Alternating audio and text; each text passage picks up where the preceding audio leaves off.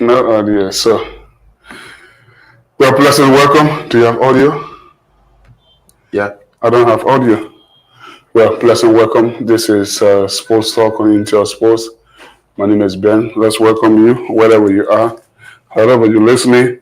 I'm trying to do some connection to my set, okay, but I'm not hearing myself. But I can say that you are on Intel Sports on a Wednesday with the temperature at 27 degrees Celsius. Well, let's say a pleasant welcome. Chris is here. Chris, how do you do? I'm doing great this evening on the program, and we are here to serve the Liberian people, and we have lots and lots of training issue to discuss this evening on the program, Sports Talk on Intel Sports, and we will have a very big guest, someone who has lived their life for sports in this country, and we will have him to bring you all of the latest in the world of sports, and we'll be looking at the LFA in detail. Like I said, we have someone who has lived their life, Ben, for sports and football in general. The first vice president of the Liberia Football Association, Professor Sekou Ayatoda Kone, is our prime guest.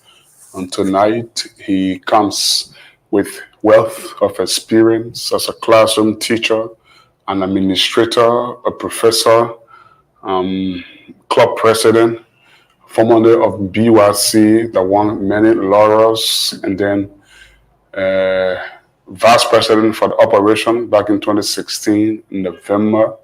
And then he will go on to win the vice president position for administration.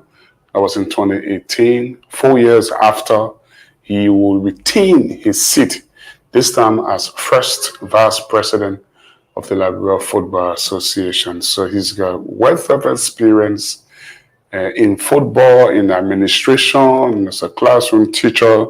So that's our best pick for this Wednesday and you. So currently I'm going to provide some details of his portfolio. He is the chairman on marketing of the Liberia Football Association. But what I mean is that he's in charge with representing the Liberia Football Association in soliciting sponsorship deals. There's been lots of talk about this Orange sponsorship deal, Petrol Trade sponsor deal, Dogs Bear deal, and all the deals. Aqua Life, he's in the right position to answer those questions, those of your concerns. So those who have been concerned to the subject matter can also leave your comment in the live field. If it's a concern or question, we'll post it to him so that he provides an answer for you, whether it's suitable or an acceptable answer. But I know he's going to provide an answer to every comment, that comes out there.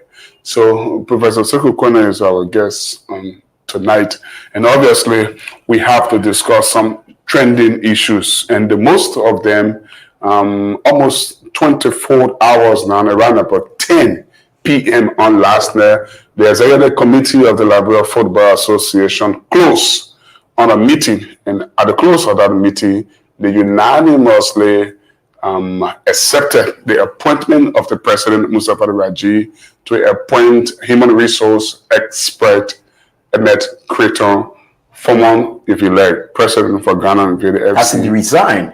He resigned, eh? Okay, so former president. You say former, has he resigned? Whatever. He was president for Ghana and VDFC, or is president for Ghana and VDFC, appointed to the position of Secretary General. We hear from him a little later on in the program. There's been a series of trainings that have been occurring at the LFA. 13 referees, completed a 5-day training course. 27 passed, 2 failures because of health reasons, 1 for technical. We'll give you details to that. And today, the FA had a meeting with players. And that was what I thought we could talk about a bit. Both males and female players from the first, second division, players from the lower upper league. They met. It was just about interaction with the football halls, telling the players what is safeguarding, the risk of being involved with doping.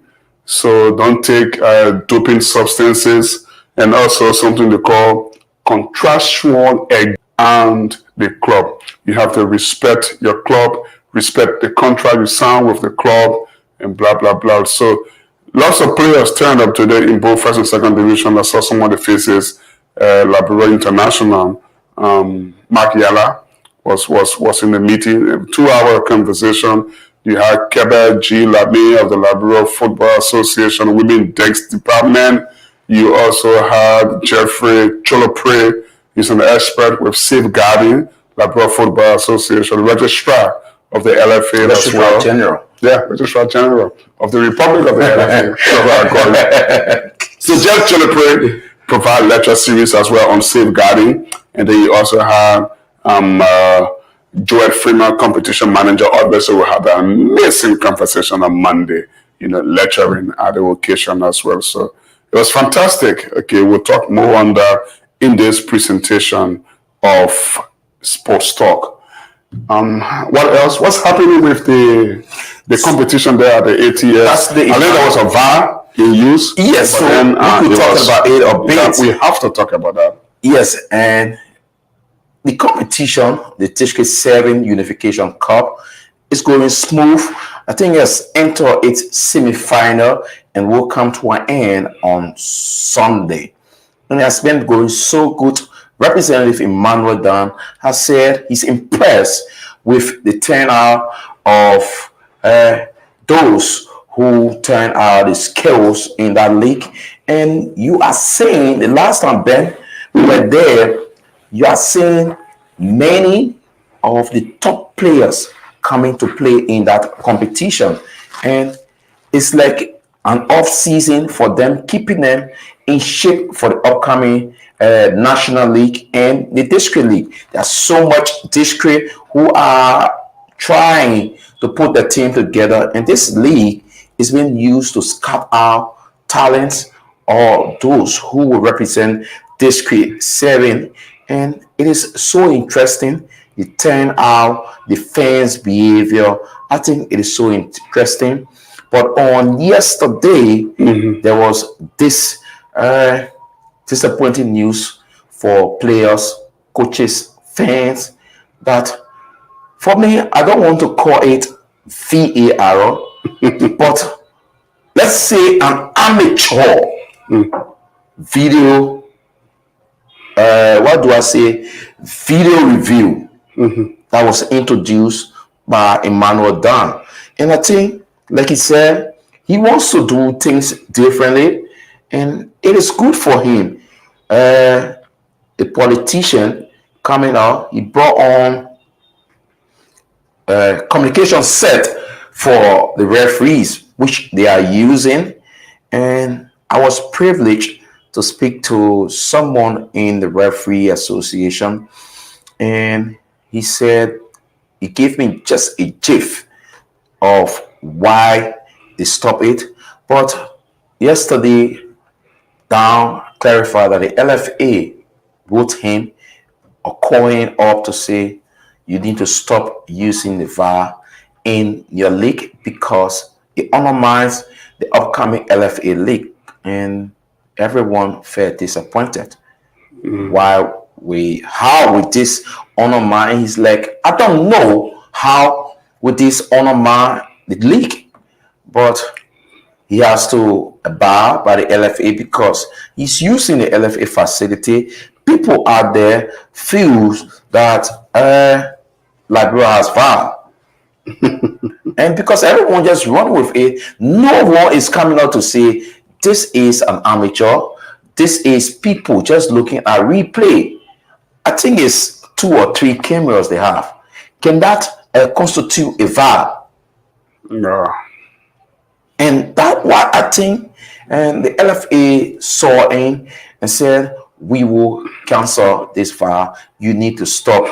And Emmanuel Dan said he felt disappointed, but what can you do?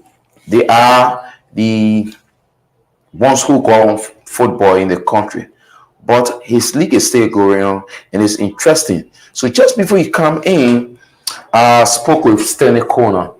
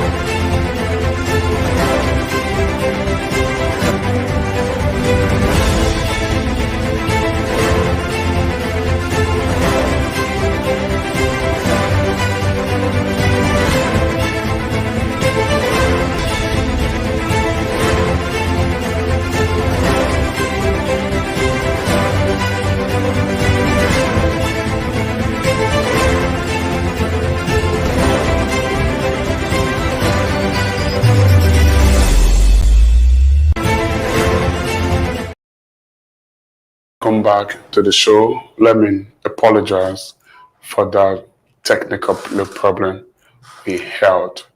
Sometimes the people say the child can born today, die today.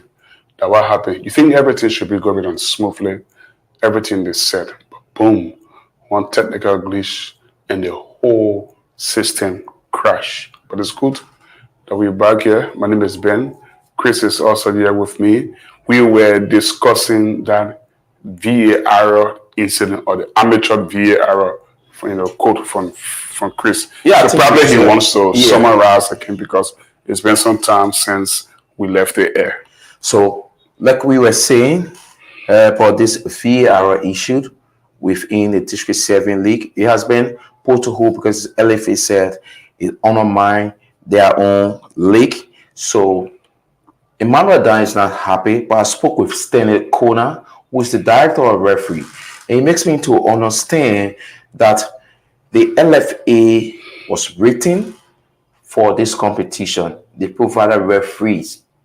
And Emmanuel Dan came and gave them a communication set, which they are using is because LFA used to use communication set, but theirs down currently. So they are not using it. So the referees are used to. So when I posed the question to him about why the LFA stopped the VAR, because it was giving some flavor to the league because it is new. Referees go to this game, and he canceled a goal because he saw through the monitor that there was an offside. Another time, the referee qualified a goal because he saw the goal was clear. So everyone started to get used to it. So he's like, it's not like the LFA is so much against it, but the first thing is we were written to provide referees.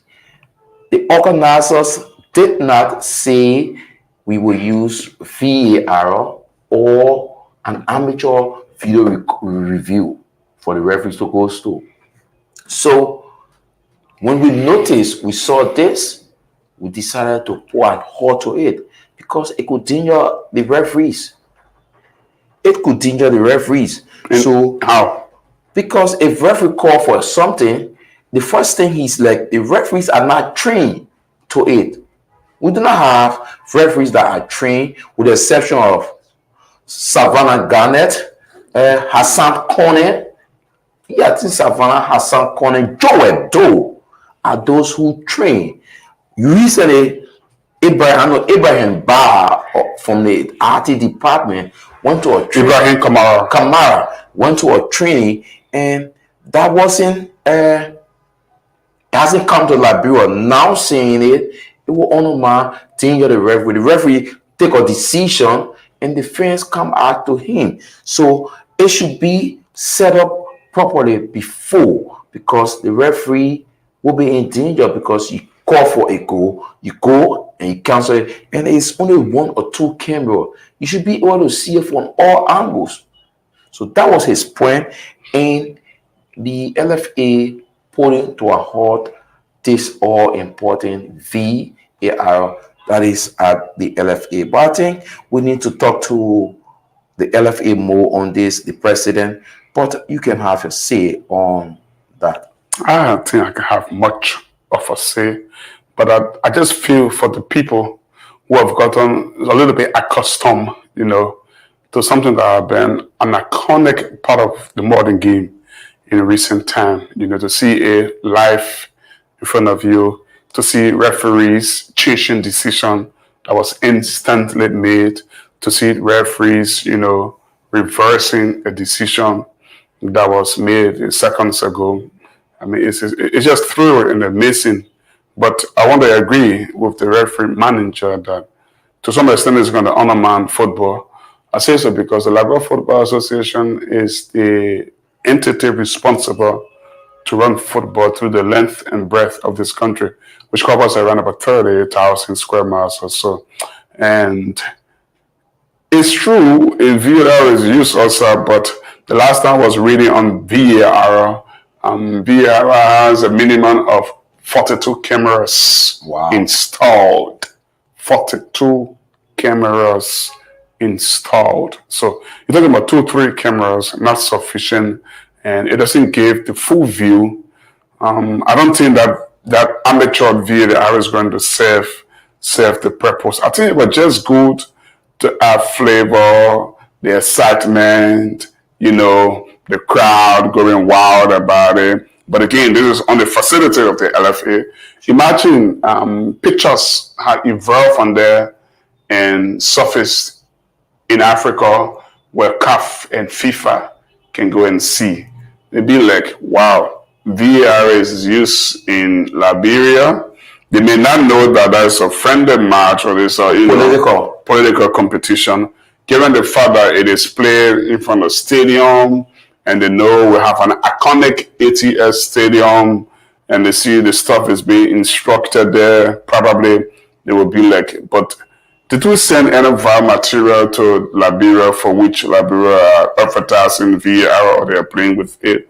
So I just feel for the supporters that have gotten a little bit accustomed to the excitement, the euphoria of it. But I don't think the FA, through its referee manager, was wrong to say they should put it to a halt. I feel so sorry for Emmanuel Dam. He's a young man, and don't get me wrong, he's man kind of guy. He's a young man that wants to see transition, new things evolving. He talked about the communication set. He saw it out there. He bought it.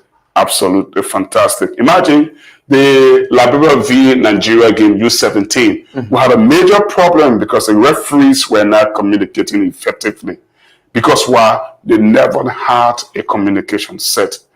A Liberian on the field almost sent for his communication set to be used, but it was too far. And so he could not, send for it to come, so he just let it go. But I don't think we had issue with the communication set. How much is a communication set? It may not be much, but the few we have in the country has been used and has got damaged. Some repairs need to be done, if you like. And I must also mention that those things are replenished or replaced periodically. So if you get one set that is being used by over 30 referees, or 2 sets being used by over 30 referees for 1, 2, 3 seasons, come on. It's off a tear and wear. And it should be way off. But in the top footballing countries like Europe and so forth, you will see that the FA or the Football Association will have to periodically supply communication sets and so forth. Even the school bowl, something to put the numbers up and so forth. Those ones are supplied periodically. If there's an issue with the electronic one, it has been fixed immediately or replaced. But for us, it takes time. But that is it. That is Liberia. Obviously, you can't blame the Football Association for that. We can manufacture communication sets on our own. Probably you could say it's a responsibility of the FA to, from their own, funding, go and get it for their referees. I absolutely agree with you. But that has to come through the referee department, making recommendations. Making a request. Making requests. That's a word, request, that they need this and so forth. But I feel sorry for the people who watching the game. Sure. I feel sorry for the Emmanuel Dan. I mean, he wants to see something new. Where he invests his money in, the excitement and so forth. But equally so, I don't think the FA, was wrong. And a bad thing. Bad intention. No, there's no bad intention from other parties. I think when at the appropriate time, we're going to do that. You saw the goal yesterday that Thiago Jota scored and was chalked off for offside. After Ronaldo headed against the post. Even Belgium. Jota followed up with the finish. That was a fantastic finish, but in seconds, the VAR had come out to say no goal. When I first saw the video, I didn't believe this was offside, but the clear picture came out and Ronaldo was a fraction, offside, minimum fraction offside. We don't have those, those incentives and facilities. And then, like you're talking, I was doing commentary along with Danicius Mate, doing the VAR or the amateur video screen got installed at ATS. When I saw the referee coming up to look at a play and overturn the decision or accept the decision between you and I, Ben, chill caught me. Let's be frank. Chill caught me because something you see out there and you are seeing it right before your eyes, even though it's not at that level. But trust me, Chill caught me and I was like, wow, this is happening in Liberia. But like you said, I myself, I am so sorry for the people who actually enjoy it. And even at times when situation go, people like go to the V, go to the VR, go to the even in the thing, in the stand, sorry. But that's it. We have to do things the right way in this country if we must move. And I'm saying Professor Sekou Kone is coming, Yeah, and we hope to bring him we through. have to go take Professor Sekou Kona right now so we can talk about that. Probably he will share his experience as well with the VAR. Professor Ayatola, Yeah. welcome. So Nice to have you. thank you. Thank you. My pleasure.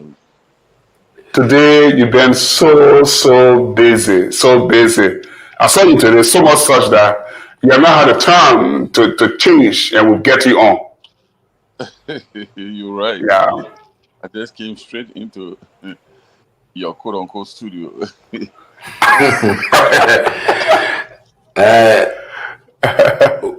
We this is being creative. We hope you can just landscape the camera so Yeah. you can get your clearer vision. So you do like this in the landscape mode. Auto rotate, and once you auto rotate, Yeah. and it will landscape So you, in the very good. so you do like this. Somebody can help you Yeah, to do that. my guy will be there to help him, Rahim or that's what Rahim has helped me. It's not it. Thank you there for that. Yeah, guys, So really back. let's say welcome for the benefit of our viewers who may not know Professor Sekou Kone. You have the opportunity to profile or introduce yourself to them. Thank you, Ben and Chris. It's a great pleasure to be on your show for the first. You know, I really thought maybe this was some kind of studio setup, and but technology technology has its own way of teaching people good lessons. But like you said, my name is Sekou W. Kone. I'm a professor of anthropology at the University of Liberia, and I'm married with so many children. I say so many because all the footballers in this country, when you meet them, they are uncountable, But Mm-hmm. yeah, I'm from live, man, and I've been around football for a very, very long time. Very long time. If you ask President Weah, they tell you more about my involvement in football. It's been a passion from child. I grew up just behind the ATS, so Mm-hmm. eh, you see the reason why I'm passionate about this game because I grew up there, hearing all the noise. I could sit in the house and I I tell you who won the game, what the field, because I said it in noise. Mr. Coleman, you care to tell us this love for football, where it came from, uh, a footballer before or why you are so passionate about football. You have lived your life all with football, and I think football is all you want to do. Where this passion for football from a coach to administrator, where all this come from? Well, like I said earlier, maybe because of the community, first of all, that I grew up in. I grew up in a community that was just next door to, the ATS. And I can tell you all the pitches, the community field around those areas. So you are bound to develop love for the Love. game. Yeah, Suniwen is a big footballing community like Nuclear Town, like West Point. It's a slum community, so most of the youth in slum communities, you know, associate themselves with football as compared to basketball because this was a game that they could easily play. They didn't require wearing expensive sneakers. You can stay barefooted, So because of you know the characteristics of itself in a community, compel people to young people to play around it. So I grew up in a footballing community, and of course I play myself, not at very top level, as a goalkeeper, you know. Yeah. James Diva has your record. That's the record. NFP number 1 goalie. What I did to James Diba, maybe. We'll come there. But you have a history of coaching as a very young man or young boy then. And I heard you produce or was the first coach of one of our players who almost made it to the World Cup. He was a superstar in Liberia. He would go to overseas to play in Europe. At that time, coaches weren't offered. No. What is that? And how did you get to do it? Well, it just developed naturally. It just developed. So, big brothers doing it, so we just follow them, And so we didn't have any opportunity of, going to coaching school or seminar like the opportunity others are having today. And I envy them, that they are having opportunity that we didn't have, even though we had a passion. But as a young man growing up, I had some difficulties with my parents. My father had this negative perception about footballers. Footballers were grown-up boys, or when they break your foot, then it's finished for you. So it was a difficult thing. Before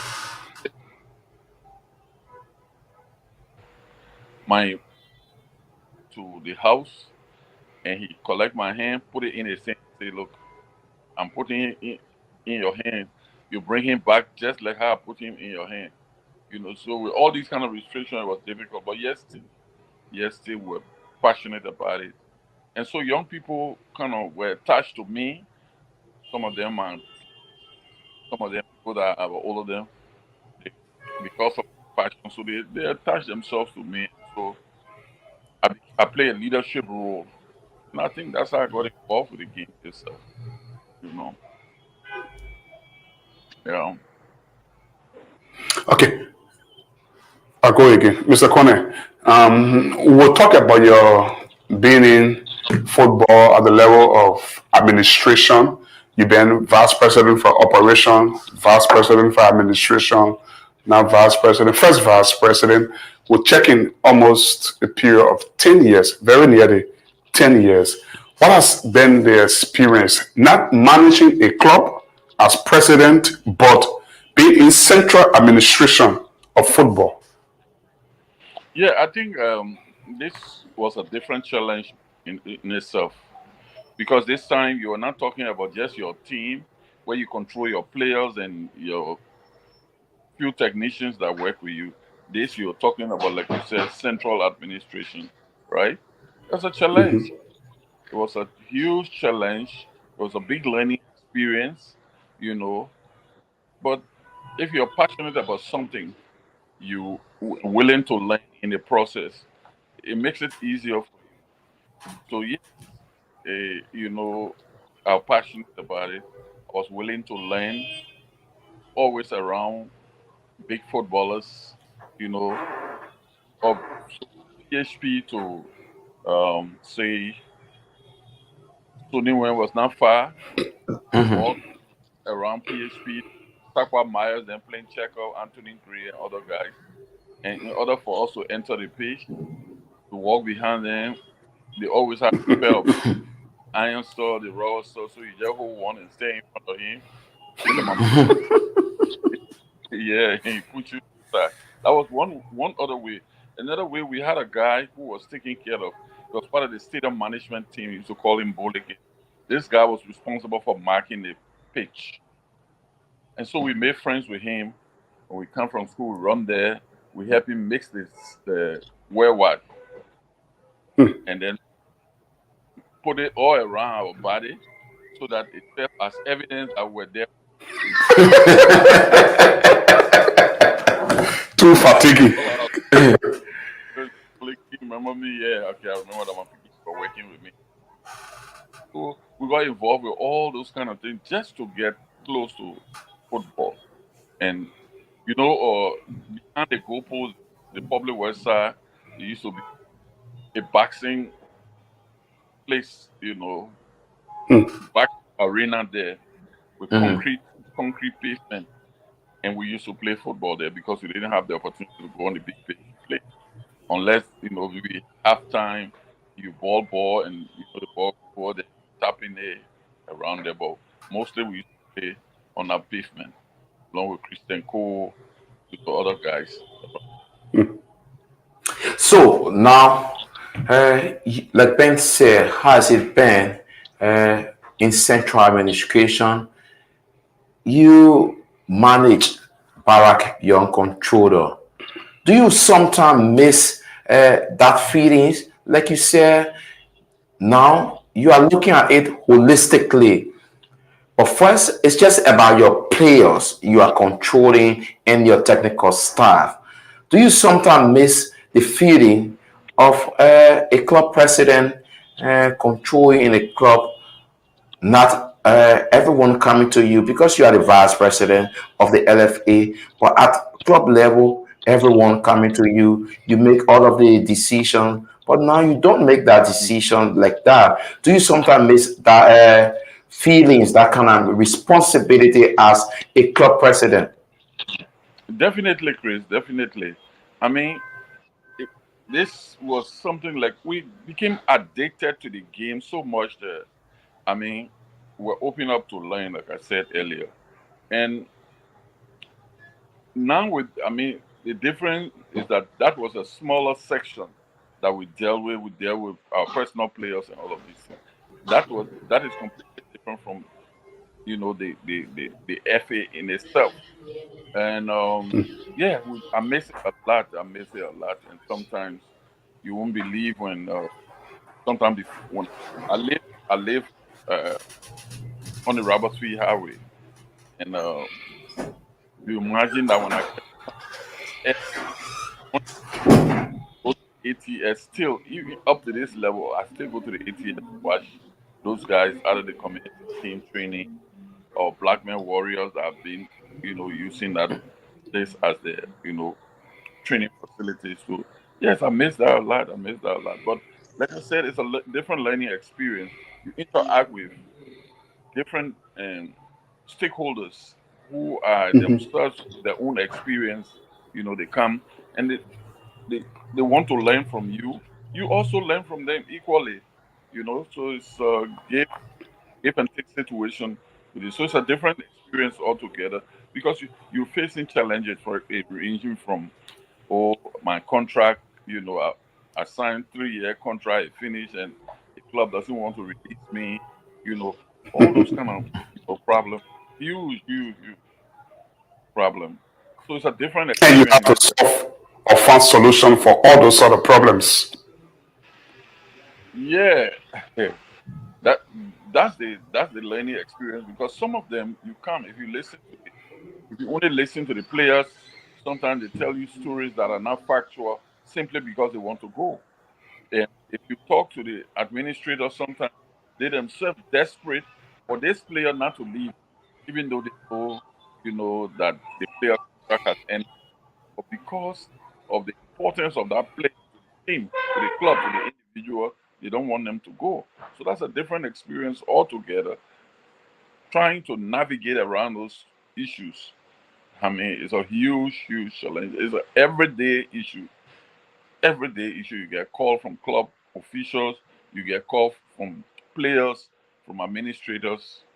Yeah, it's a huge thing, a huge challenge, a different thing, but yes, it's worth the experience. You know, it's worth the experience.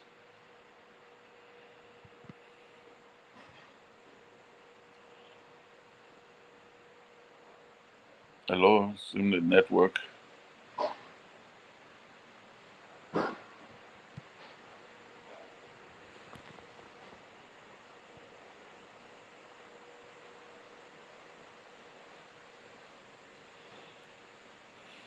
I'm sorry, the network issue.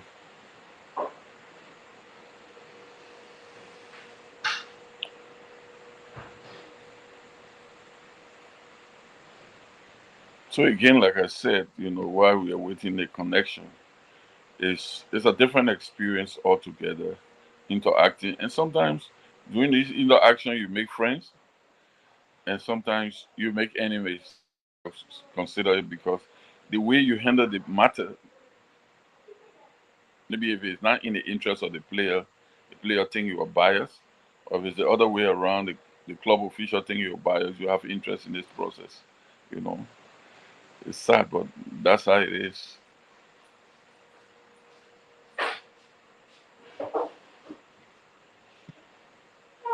Gentlemen, are we still on?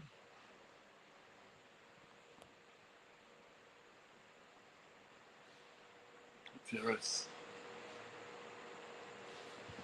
You what TRS? Oh, to that Evelyn.